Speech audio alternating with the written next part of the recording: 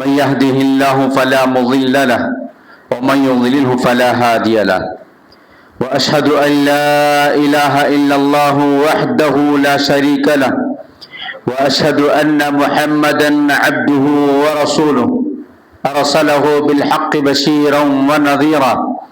وداعيا إلى الله بإذنه وسراجا منيرا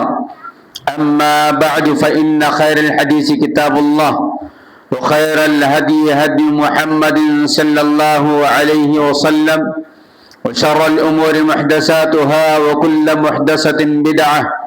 وكل بدعة ضلالة وكل ضلالة في النار. أعوذ بالله من الشيطان الرجيم. بسم الله الرحمن الرحيم. إن عدة الشهور عند الله 12 شهرا في كتاب الله يوم خلق السماوات والأرض منها أربعة حرم ذلك الدين القيم. قال النبي صلى الله عليه وسلم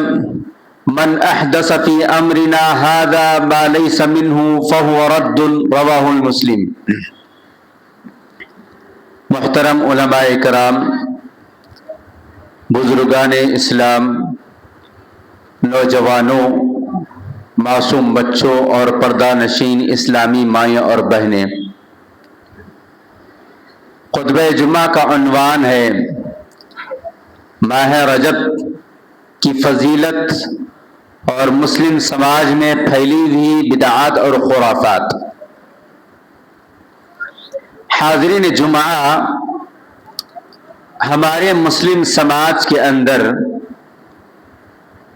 بے شمار خرافات، رسم و رواج، بدعات پھیلی ہوئی ہیں. خصوصیت کے ساتھ اسلامی مہینوں کو لے کر اس میں مختلف قسم کی بدعات پھیلی ہوئی ہیں. چاہے وہ محرم کا مہینہ ہو یا رجب کا مہینہ ہو، ربیع الاول کا مہینہ ہو یا پھر جو ہے ذی الحجہ و ذی القعدہ کے مہینے ہو، ہر مہینے میں مسلمانوں نے اپنی جانب سے مختلف قسم کی بدعات، خرافات، رسم و رواج، اعمال کا دروازہ کھول رکھا ہے، جس کا اسلامی تعلیمات سے دور دور تک واسطہ نہیں. مختلف مہینوں کی مختلف بدعات ہیں. البتہ اس وقت ہم اور آپ جس مہینے سے گزر رہے ہیں یہ رجب کا مہینہ ہے. اس مہینے کے اندر بھی بہت ساری خرابیاں در آئی ہیں اور مسلمان اس کو جو ہے دین و ایمان اور بڑی افضلیت کے کام سمجھ کر کرتے ہیں، اور یہی کام جو ہے بدعت قرار پاتا ہے. جو بھی کام جس کا ذکر اسلام میں نہ ہو، طریقے نبوی کے اندر نہ ہو، شریعت اسلامیہ نے ہمیں اور آپ کو اس کا حکم نہ دیا ہو، اور ہم اور آپ یا پھر کوئی بھی مسلمان اس کو دینی تعلیم یا دین کے اندر کا ایک حصہ سمجھ کر عمل کرتا ہے، ایجاد کرتا ہے، تو پھر بدعت قرار پاتا ہے. مائی عائشہ صدیقہ رضی اللہ تعالی عنہا کی روایت کردہ حدیث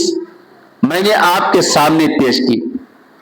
جس کو امام مسلم رحمہ اللہ نے صحیح قرار دیا اور اپنی کتاب کے اندر نقل فرمایا. حدیث آپ صلی اللہ علیہ وسلم نے فرمایا من احدث فی امرنا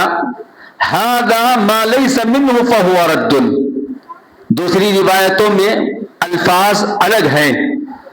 لیکن یہاں آپ صلی اللہ علیہ وسلم نے فرمایا واضح طور پر کہ جو کوئی بھی ہمارے اس امر میں، ہمارے اس دین میں اپنی جانب سے کوئی عمل داخل کر لے گا فہو رد، تو وہ عمل بھی اور عمل کرنے والا بھی دونوں بھی گویا مردود کہلائے. اور بدعت جو ہے وہ ایک مسلمان کو جہنم کے حوالے کر جاتی ہے. البتہ بدعت کے درجات ہیں، بدعت کی الگ الگ تقسیمیں منہج سلف کے اندر کی گئی ہیں کہ کون سی بدعت ہمیشہ جہنم میں لے جا سکتی ہے، کون سے بدعتی کا کیا حکم ہے، وہ ایک الگ عنوان ہے، ایک الگ معاملہ ہے۔ عمومی طور پر ہم اور آپ ہر خطبہ جمعہ میں، خطبہ مسنونہ کے موقع پر یا خطبہ حاجہ کے موقع پر ہم سنتے ہیں کل بدعت ضلالہ، کہ ہر بدعت گمراہی اور ہر گمراہی جہنم کی جانب لے جانے والی ہے۔ لہذا ماہ رجب اس کے اندر بھی بہت ساری بدعات اور خرافات پائے جاتے ہیں، بہت سارے خرافات پائے جاتے ہیں۔ اس میں آپ علیہ السلام نے اس کی کوئی خاص فضیلت نہیں بتائی ہے۔ رمضان جس طرح اس کا ایک اپنا مقام ہے، ذی الحجہ اس کی ایک اپنی فضیلت ہے، محرم اس کا اپنا ایک معاملہ ہے، لیکن رجب کے تعلق سے ایسی کوئی صحیح حدیث سے کوئی فضیلت ثابت نہیں۔ البتہ فضیلت اس اعتبار سے اس مہینے کو حاصل ہے کہ یہ مہینہ 4 ان محترم مہینوں میں شمار ہوتا ہے جو احترام والے مہینے کہلاتے ہیں، جس کا ذکر قرآن کریم نے کیا اور جس کی تفصیل نبی علیہ السلام نے حدیث میں بیان فرمایا۔ اللہ نے فرمایا ان عدت الشہور عند اللہ 12 شہرا فی کتاب اللہ یوم خلق السماوات والارض منها 4 حرم، کہ اللہ تعالیٰ کے نزدیک مہینوں کی گنتی 12 ہے۔ اللہ نے 12 مہینوں کو اسی دن پیدا فرمایا جس دن اللہ نے آسمان و زمین کی تخلیق فرمائی، اور ان 12 مہینوں میں سے 4 مہینے بڑے اہمیت والے ہیں، احترام والے ہیں، ادب والے ہیں، محترم مہینے۔ وہ 4 مہینے کون سے؟ حدیث میں آپ صلی اللہ علیہ وسلم نے فرمایا کہ زمانے کا ذکر کیا، آپ نے فرمایا کہ زمانہ اب اپنی حیات پر آ گیا ہے۔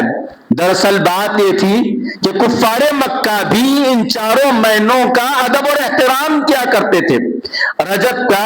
محرم کا، ذی الحج کا، ذی القعدہ کا۔ یہ گویا کفار مکہ عرب کے مشرکین بھی ان مہینوں کا احترام کیا کرتے تھے، لیکن وقت ضرورت جب جیسے چاہے اس کو استعمال کر لیتے، کبھی آگے کبھی پیچھے کر لیتے۔ ان کے پاس سالہ سال مہینوں مہینے جنگ چلا کرتی تھی، اور جیسے ہی محترم مہینہ آ جاتا بسا اوقات جنگ بند کر دیتے، بسا اوقات اس مہینے کو اگلا مہینہ قرار دے لیتے اپنی جانب سے۔ آپ صلی اللہ علیہ وسلم نے جب تمام چیزوں کو اپنی حیات پر آ گئے تو آپ نے فرمایا کہ زمانہ اپنی اصل حیات پر آ گیا ہے، سال کے 12 مہینے اس طرح ہوا کرتے ہیں۔ آپ نے اس موقع پر فرمایا کہ ان میں 4 مہینے محترم والے ہیں، احترام والے ہیں، 4 مہینے محترم ہیں، احترام والے ہیں۔ ان 4 میں آپ نے فرمایا 3 مہینے لگاتار آتے ہیں، 3 مہینے لگاتار آتے ہیں، ذی قعدہ، ذی الحجہ، محرم، اور 1 مہینے کا ذکر آپ نے فرمایا کہ وہ درمیان میں آتا ہے، شعبان سے پہلے وہ آتا ہے۔ گویا آپ نے رجب کا مہینہ درمیان میں آتا ہے، اس کا تذکرہ فرمایا۔ تو جس طرح محرم، جس طرح کیا کہتے ہیں محترم ہے ذی الحج کا مہینہ، ذی قعدہ کا مہینہ، محرم کا مہینہ، اسی طرح یہ رجب بھی محترم مہینہ ہے۔ یہ بڑی اہمیت آپ صلی اللہ علیہ وسلم نے بتائی اور اللہ نے ان کو ادب اور احترام والے مہینوں میں شمار فرمایا۔ اس ناحیے سے رجب کا مہینہ بڑی افضلیت والا مہینہ دوسرے مہینوں کے مقابلے میں قرار پایا۔ البتہ اس مہینے کی فضیلت ان 4 مہینوں کے اندر رہنے کی وجہ سے ہے، اس لیے اس میں کوئی خاص عبادت ہے کیا، یا کوئی خاص عبادت کا طریقہ ہمیں بتایا گیا ہے؟ تو صحیح احادیث کی روشنی میں سیرت صحابہ یا اعمال صحابہ یا ائمہ یا محدثین کی کتابوں کا جب ہم مطالعہ کرتے ہیں تو معلوم ہوتا ہے کہ رجب کے اندر ایسا کوئی خاص عمل نہیں بتایا گیا ہے جو کہ لوگ کیا کرتے ہیں آج کے اس دور میں، اور یہ جو ہے ماضی سے چلے آئے ہوئے اعمال ہیں جس کا اسلام میں کوئی دخل نہیں، نہ صحیح حدیث سے نہ ضعیف حدیث سے، نہ حسن درجے کی، نہ غریب درجے کی، کسی بھی قسم کی کوئی حدیث ہمیں رجب کے اندر کیے جانے والے ان اعمال کا تذکرہ نہیں ملتا ہے جو کہ مسلم سماج میں کیا جاتا، جو کہ مسلم سماج میں عمل کیا جاتا ہے۔ جیسے اس مہینے کے اندر رجب کا پہلا جو جمعہ ہوتا ہے، جمعرات اور جمعہ کے درمیان کی جو شب ہوتی ہے، اس میں ایک نماز پڑھی جاتی ہے، اس میں ایک نماز پڑھی جاتی ہے، اس نماز کا نام لوگوں نے رکھا صلاۃ الرغائب، صلاۃ الرغائب، یعنی ایک ایسی نماز جس کا احادیث میں کوئی تذکرہ نہیں، 12 رکعات یہ نماز پڑھی جاتی ہے، اس کے پڑھنے کے مختلف طریقے بیان کیے گئے، اس کے اندر مختلف اوراد، مختلف اذکار ذکر کیے گئے، ہر 2 رکعات کو سلام پھیرا جاتا ہے، یعنی 2 رکعات، یہ 12 رکعات نماز پڑھی جاتی ہے۔ جمعرات کی رات، جمعہ کا جو دن شروع ہوتا ہے اس رات پڑھی جاتی ہے۔ اس میں سورہ فاتحہ کے بعد سورہ اخلاص ہے، سورہ معوذتین ہے، سورہ کافرون ہے، اور پھر جو ہے 12 مرتبہ پڑھی جائے، درود 70 مرتبہ پڑھا جائے، دعا 70 مرتبہ کی جائے، مختلف قسم کے دعائیں، سجود کے، رکوع کے ان لوگوں نے متعین کیا۔ اس نماز کے بارے میں احادیث میں کہیں کوئی تذکرہ نہیں ملتا ہے۔ یہ نماز نبی علیہ الصلوۃ والسلام کے وفات کے تقریباً 400 سال کے بعد شروع کی گئی، یعنی 5ویں صدی ہجری کے ابتدا میں اس نماز کا آغاز کیا گیا، جبکہ اس دور سے لے کر آج تک تمام فقہاء نے، تمام ائمہ نے، تمام محققین نے اس نماز کے تعلق سے رد کیا، لکھا، چاہے وہ علماء احناف ہو یا علماء شوافیہ ہو، حنابلہ ہو، مالکیہ ہو، ہر دور میں لوگوں نے اس کے خلاف لکھا کہ اس طرح کی کوئی نماز نہیں ہے، یہ بدعت ہے، اس کا اسلام سے کوئی تعلق نہیں ہے۔ یہ نماز پڑھی جاتی ہے، آج بھی لوگ پڑھتے ہیں، تو اس کا اسلام سے یا اسلامی تعلیمات سے کوئی تعلق نہیں ہے، پہلی چیز۔ اسی طرح اس مہینے کے اندر ایک اور عمل کیا جاتا ہے، وہ مختلف ناموں کے روزے رکھے جاتے ہیں، کوئی ہزارویں روزے کے نام سے رکھتا ہے، کوئی لکھویں کے نام کے روزے رکھتا ہے، کوئی مختلف قسم کے ناموں کے روزے رکھتا ہے۔ مثال کے طور پر ابھی مجھے اطلاع بھی ملی کہ آج گویا مختلف لوگ جو ہے روزہ رکھے ہیں، آج روزہ رکھنے کا ان لوگوں نے دن منایا اور روزہ رکھا ہے، جبکہ ایسا کوئی ثبوت احادیث میں نہیں ملتا ہے کہ رجب کے اندر ہم روزہ رکھیں، رجب کے اندر روزہ رکھے، ایسا کوئی ثبوت نہیں ملتا۔ البتہ ہر مہینے کے اندر ہم چاند کی 13ویں، 14ویں، 15ویں کا روزہ رکھ سکتے ہیں، اور ہر پیر اور جمعرات کو ہم روزہ رکھ سکتے ہیں۔ ان روزوں کی فضیلت اور ان روزوں کا حکم اور تعلیم ہمیں دی گئی ہے، لیکن رجب کے اندر کوئی خاص روزہ رکھنے کا ہمیں حکم نہیں دیا گیا۔ اس روزے کا مقصد یہ بتاتے ہیں لوگ کہ ہمارے ہزاروں گناہ معاف ہو جاتے ہیں، 70 سال کے گناہ معاف ہو جاتے ہیں۔ جس طرح صلاۃ الرغائب کے اندر بھی یہی تصور پیش کیا گیا کہ تمہارے 70 سالہ گناہ معاف ہو جاتے ہیں، اسی طرح روزے کے اندر بھی یہ تصور دیا گیا، جبکہ تمام محدثین نے اور محققین نے اس روزے کا انکار کیا، رد کیا کہ یہ بدعت ہے، اس کا کوئی تذکرہ نہیں ملتا۔ یہ عمل کیا جاتا ہے۔ ایک اور عمل رجب کے مہینے میں کیا جاتا ہے، وہ ہے رجب کے اندر جو ہے جشن معراج منایا جاتا ہے، جشن معراج النبی علیہ السلام منایا جاتا ہے۔ نبی علیہ السلام کو معراج ہوئی، ہمیں اس سے انکار نہیں ہے، یہ بالکل صحیح ہے۔ آپ صلی اللہ علیہ وسلم کی جو معراج ہوئی وہ جسمانی ہوئی، نہ کہ روحانی ہوئی۔ جسمانی معراج یہ بھی ایک علمی مسئلہ اور ایک علمی اختلاف پایا جاتا ہے کہ جسمانی معراج ہوئی یا روحانی معراج، تو ہم کہتے ہیں کہ تمام احادیث اس بات پر دلالت کرتے ہیں کہ آپ علیہ السلام کی جو معراج ہوئی وہ جسمانی معراج ہوئی، لیکن معراج کے لیے جشن منانے کا حکم ہمیں اور آپ کو کہیں نہیں ملتا۔ نبی علیہ السلام کا سفر معراج کے بعد تقریباً 10 سالہ زندگی کا ثبوت ہمیں ملتا ہے۔ مدینہ منورہ کے اندر آپ صلی اللہ علیہ وسلم نے 10 سال زندگی گزاری، ان 10 سالوں میں نہ نبی علیہ الصلوۃ والسلام نے رجب کے مہینے میں جشن معراج منایا،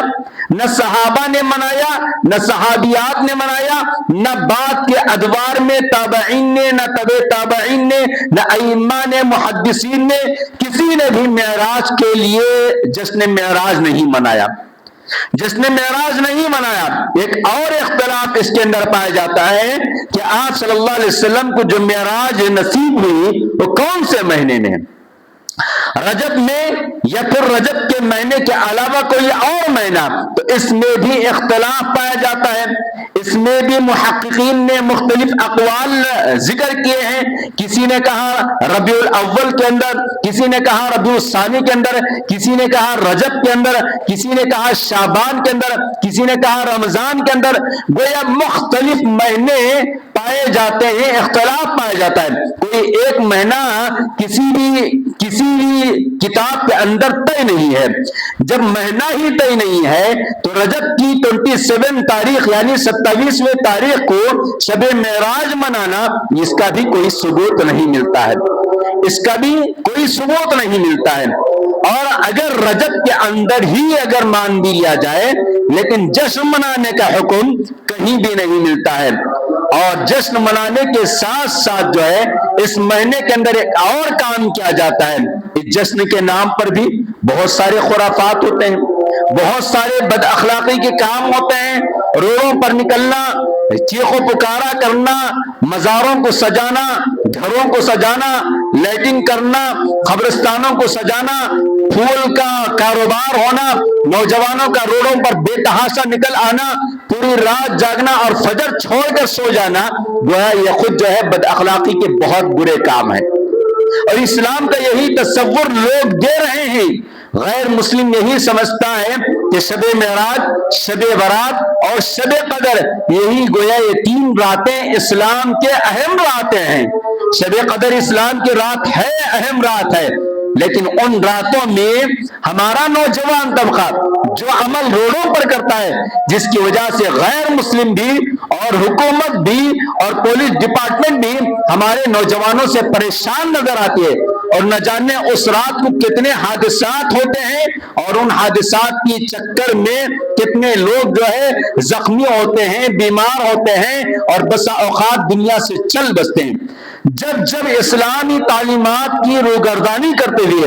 اپنے حساب سے زندگی گزارنے کا کوئی کام کریں گے تو نقصان ضرور اٹھائیں گے۔ حاضرین،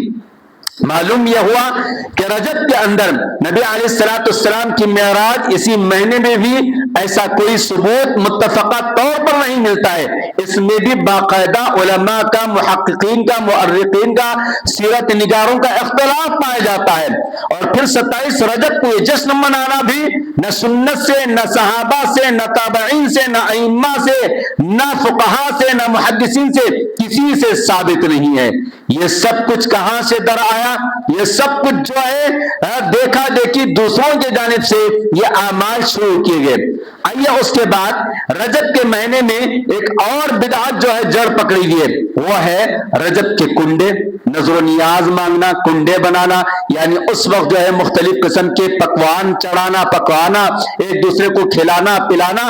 یہ جو ہے اس کا بھی ایک تصور یہ دیا گیا کہ امام جعفر صادق رحمہ اللہ جو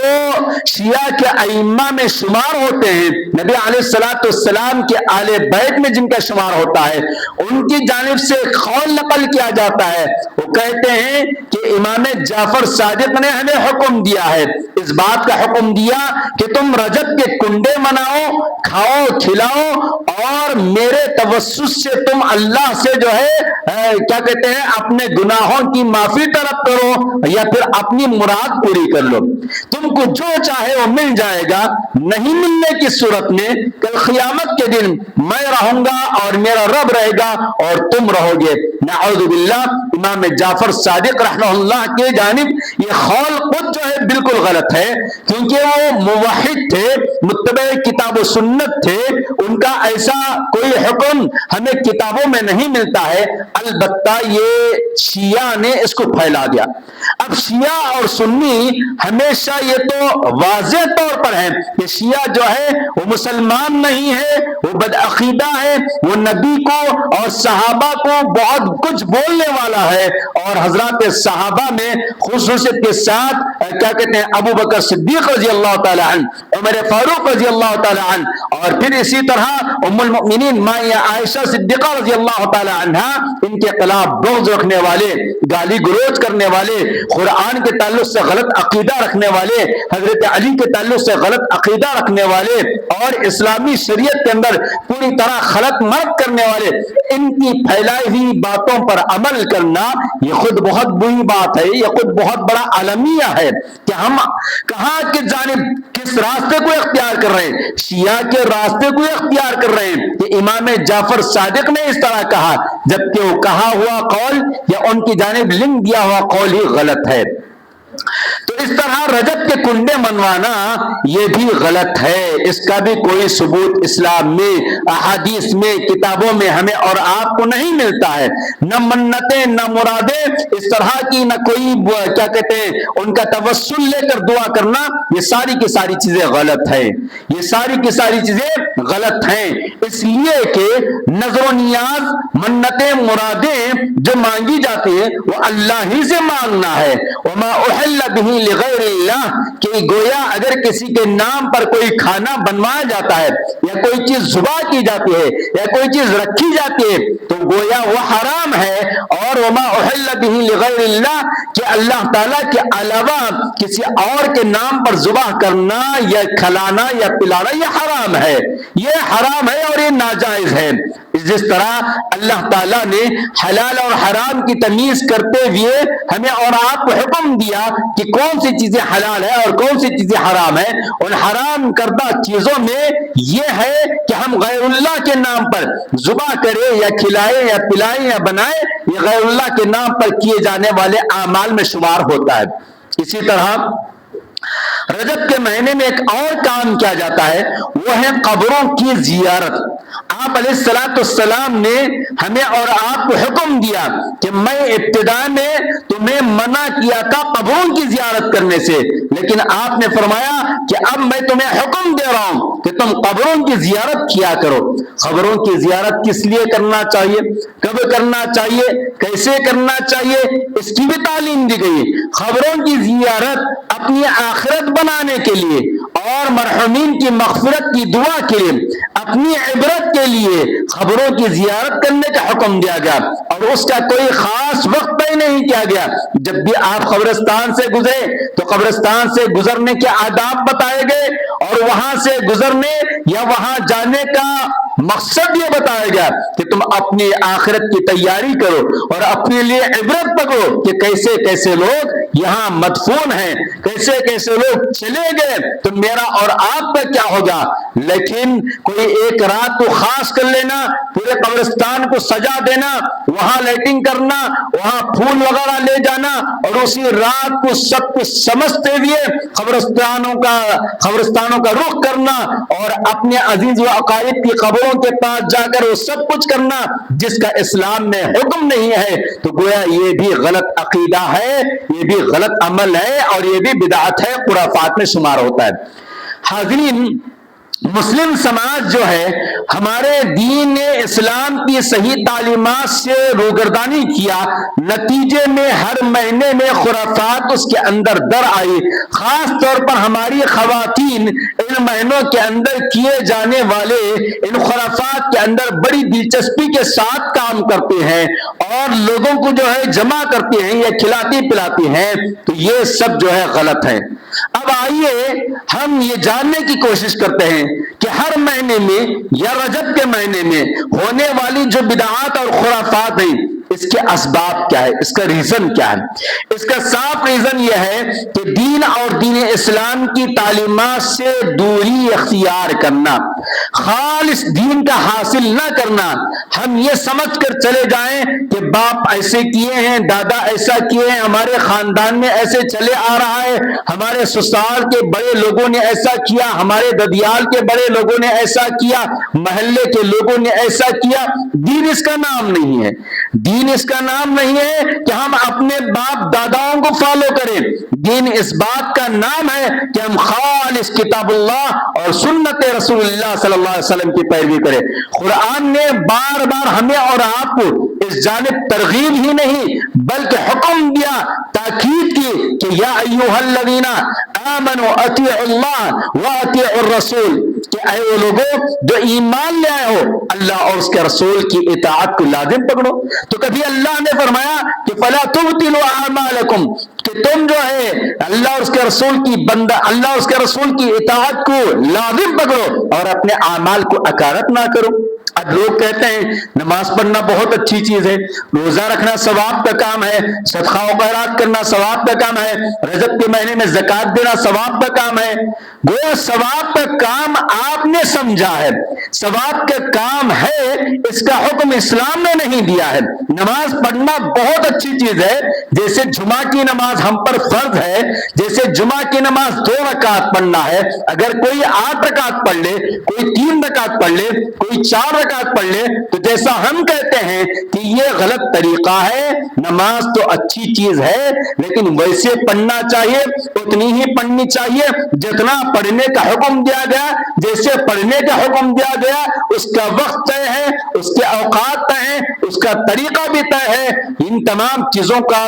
پاس و لحاظ رکھ کے ادا کی جانے والی نماز نماز ہوتی ہے، ورنہ ہم اور آپ جب چاہے جیسے چاہے جو چاہے نماز کے نام پر پڑھ لے، وہ غلط ہے۔ جیسے روزوں کے تعلق سے میں نے کہا کہ ہر مہینے کے اندر جو ہے 13ویں 14ویں 15ویں کے روزے رکھنا اس کی بڑی فضیلت آئی، پیر جمعرات کا روزہ رکھنا اس کی بڑی فضیلت آئی۔ نوجوانوں کو حکم دیا آپ صلی اللہ علیہ وسلم کہ اگر شادی کی طاقت نہیں رکھ سکتے ہو تو روزہ رکھنے کا حکم دیا۔ اسی طرح رمضان کے فرض روزوں کا معاملہ ہے، اسی طرح جو ہے عرفات کے دن کے روزے کا معاملہ ہے، یوم عاشورہ کے روزے کا معاملہ ہے۔ جہاں حکم ہے ہمیں اور آپ کو اس روزے کا رکھنا ہمارے لیے ضروری ہے، اس روزے کو رکھنا اور یہ سمجھنا کہ ہمیں ثواب ملے گا اور یہ اللہ کی رضامندی کا عمل ہے تو یہ صحیح ہے۔ لیکن ہم اپنی جانب سے جب چاہے جیسے چاہے جو چاہے روزہ رکھ لے اور یہ تصور کرے کہ روزہ ایک اچھا عمل ہے، ایک اچھی عبادت ہے، ایک اچھی نیت کے ساتھ کیا جانے والا عمل ہے، یہ غلط بات ہے، یہ غلط بات ہے۔ کیوں؟ اس لیے کہ طریقے رسول سے وہ عمل ہٹ گیا، اتباع رسالت سے وہ عمل ہٹ گیا۔ جب رسول کے طریقے سے ہٹ جاتا ہے، حکم رسول کی خلاف ورزی کرنے والا وہ عمل ہے، تو چاہے وہ نماز کی شکل میں ہو یا روزے کی شکل میں ہو یا زکوٰۃ کی شکل میں، کوئی بھی شکل کیوں نہ ہو، وہ راستہ جب نبی صلی اللہ علیہ وسلم کے راستے سے ٹکرانے والا عمل ہے تو غلط ہے، تو وہ غلط ہے۔ ہمیں اور آپ کو یہ فارمولا جان لینا چاہیے کہ ہمارا ہر وہ عمل جو نبی علیہ السلام کی سنت سے، نبی صلی اللہ علیہ وسلم کی تعلیمات سے ٹکرائے اور اسلامی شریعت کے خلاف ورزی کرنے والا وہ عمل ہو تو وہ عمل غلط ہے، وہ عمل غلط ہے۔ جہاں بھی اسلام سے ہمیں حکم ملنے والا عمل ہو، چاہے وہ چھوٹا عمل ہی کیوں نہ ہو، چھوٹا سا چھوٹا عمل ہی کیوں نہ ہو، وہ عمل جو ہے قابل قبول ہے اور اس کی بڑی اہمیت ہے، اس لیے کہ وہ نبی کا طریقہ ہے، نبی کا طریقہ ہے۔ نبی کا طریقہ کیا ہے؟ آپ صلی اللہ علیہ وسلم نے مثال کے طور پر ایک ایگزامپل میں آپ کو دیتے ہوئے اپنی بات کو آگے بڑھا کر ختم کروں گا۔ آپ صلی اللہ علیہ وسلم نے کیا فرمایا؟ جمعہ میں جو ہے اول وقت میں آ جائیں، جمعہ میں اول وقت میں آ جانا یہ نبی علیہ السلام کا حکم ہے، نبی صلی اللہ علیہ وسلم کی سنت ہے، نبی صلی اللہ علیہ وسلم کی تعلیمات میں ہے۔ آپ نے کیا فرمایا جمعہ کے آداب میں کہ جمعہ کا خطبہ جیسے ہی شروع ہو جاتا ہے تو فرشتے رجسٹر بند کر کے بیٹھ جاتے ہیں، بعد میں آنے والوں کا نام اس میں نہیں لکھا جاتا ہے۔ یہ نبی صلی اللہ علیہ وسلم کا حکم ہے اور آداب جمعہ کے اندر بتائی گئی بات ہے۔ ایک اور بات آپ نے کیا فرمایا؟ کہ جب تم جمعہ کے لیے آؤ تو اگرچہ کہ خطبہ چل رہا ہے تب بھی تمہیں 2 رکعت نماز پڑھ کے مسجد میں بیٹھنا چاہیے، بغیر 2 رکعت نماز پڑھے بیٹھنا نہیں چاہیے۔ کیوں؟ یہ اس لیے کہ آپ صلی اللہ علیہ وسلم کا حکم ہے، آپ صلی اللہ علیہ وسلم کی تعلیم ہے۔ اس طرح اگر ہم عمل کرتے ہیں تو یہ صحیح عمل ہے، یہ صحیح عمل ہے۔ اس کے بجائے ایک اور ایگزامپل میں دے دیتا ہوں آپ کو سمجھنے کے لیے کہ صحیح عمل کیا ہے اور غلط عمل کیا ہے۔ نماز فجر ادا کی جاتی ہے، فجر کی نماز کھڑی ہو گئی، آپ صلی اللہ علیہ وسلم نے کیا فرمایا؟ فرض نماز اگر کھڑی ہو جائے لا صلاۃ، کیا کہتے ہیں آپ صلی اللہ علیہ وسلم نے فرمایا کہ جب فرض نماز کھڑی ہو جائے تو کوئی نماز نہیں۔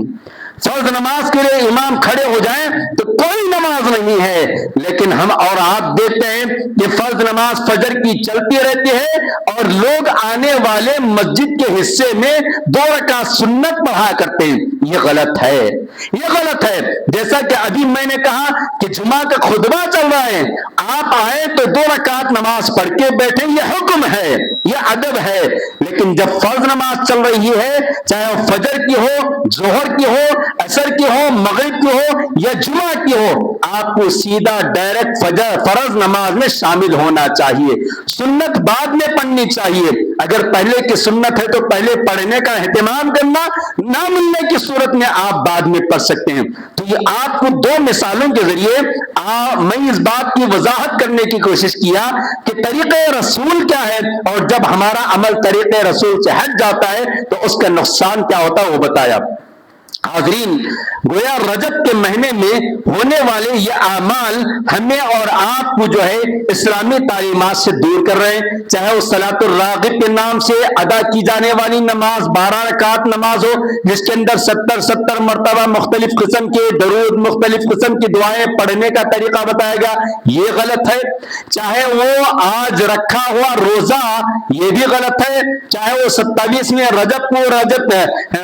کیا کہتے ہیں شب معراج منانا، وہ بھی غلط ہے۔ قبروں کی زیارت کرنا یا قبروں کو سجانا کرنا وہ بھی غلط ہے۔ رجب کے کنڈے منانا وہ بھی غلط ہے۔ اور اس طرح مختلف قسم کے جو اعمال اس مہینے میں کیے جاتے ہیں، ان کا اسلام سے، نبی علیہ الصلوۃ والسلام کی سنت سے، صحابہ کے عمل سے، احادیث سے کوئی تعلق نہیں ہے۔ اس لیے من گھڑت واقعات سے بچانا چاہیے۔ شیعہ کے طریقے، غیر مسلموں کے طریقے ہمارے گھروں میں آ گئے ہیں، ہمیں اپنے آپ کو اور دوسروں کو بچانا چاہیے۔ خالص کتاب اللہ اور سنت رسول اللہ صلی اللہ علیہ وسلم پر عمل کرنا چاہیے۔ دنیا کے لیے ہر چیز ہم پیور چاہتے ہیں تو دین بھی ہمارے لیے خالص ہونا چاہیے۔ کیوں؟ اس لیے کہ اسی دین کے ذریعے ہمیں جنت جہنم کا فیصلہ ہو سکتا ہے، اسی دین کے ذریعے اللہ کی رضامندی کے حقدار ہو سکتے ہیں، اسی دین کے ذریعے دنیا اور آخرت کی کامیابی ہو سکتی ہے۔ اللہ تعالیٰ نے ہمیں اور آپ کو ان محترم مہینوں میں جو کام کرنے کا حکم دیا ان میں یہ کہ ہم اللہ کا ڈر، اللہ کا تقوی اختیار کریں، لڑائی جھگڑے سے بچے، گالی گلوچ سے بچے۔ جس طرح ان مہینوں میں کیے جانے والے اعمال کا اجر و ثواب زیادہ ہے، اسی طرح ان مہینوں میں کیے جانے والے گناہوں کی سزا بھی زیادہ ہے۔ اس لیے اس مبارک مہینے میں جو محترم مہینہ ہے اس میں گناہوں سے بچنا چاہیے، ظلم و زیادتی سے بچنا چاہیے۔ کیوں؟ اس لیے کہ خود اللہ نے کہا کہ تم جو ہے اپنے آپ پر ظلم اور زیادتی نہ کرو۔ قرآن کا حکم ہے کہ تم ان مہینوں میں اپنے آپ پر ظلم اور زیادتی نہ کرو۔ ظلم و زیادتی کرنے کا مطلب یہ ہے کہ نہ ہم گناہ کریں، نہ گناہ کے کاموں کے قریب جائے، نہ کسی پر ظلم کرے، نہ اپنے آپ پر ظلم کرے۔ جس طرح اجر و ثواب زیادہ ملتا ہے اسی طرح گناہ بھی زیادہ ملتا ہے۔ تو ہم کو چاہیے کہ بڑے محتاط رہیں۔ آنے والے دنوں کے بعد جو ہے رمضان آنے والا ہے تو ہم اور آپ اس کی تیاری کریں۔ رب العالمین سے دعا ہے الہ العالمین ہم سب کو خالص کتاب و سنت کا پیروکار بنا دیجئے۔ اے اللہ ہمیں کتاب و سنت کا متبع بنا دیجئے۔ دنیا کے اندر جب تک رہے دین و ایمان کا علم حاصل کرنے والا، اس پر عمل کرنے والا، اس کی دعوت دینے والا اور اس کی تبلیغ کرنے والا بن کر رہنے کی توفیق عطا فرمائیے۔ اے اللہ ہمارے مسائل کو حل فرما دیجئے، اے اللہ ہمیں آباد اور شاداب فرما دیجئے، اے اللہ ہماری زندگیوں میں خیر و برکت کا نزول فرمائیے، اے اللہ ہمارے مسائل کو، ہماری پریشانی کو دور فرما دیجئے، اے اللہ مساجد کی، مدارس کی، اوقاف کی، جائیداد کی، مسلمانوں کی عزت و آبرو کی حفاظت فرمائیے، اے اللہ حرمین کی حفاظت فرمائیے، اے اللہ مسجد اقصی کو آزاد فرما دیجئے، اے اللہ اہل غزہ پر رحم فرمائیے، عالم اسلام پر رحم فرمائیے، اے اللہ اہل اسلام پر رحم فرمائیے، اللہ ہمارے ملک میں امن و سلامتی عطا فرمائیے،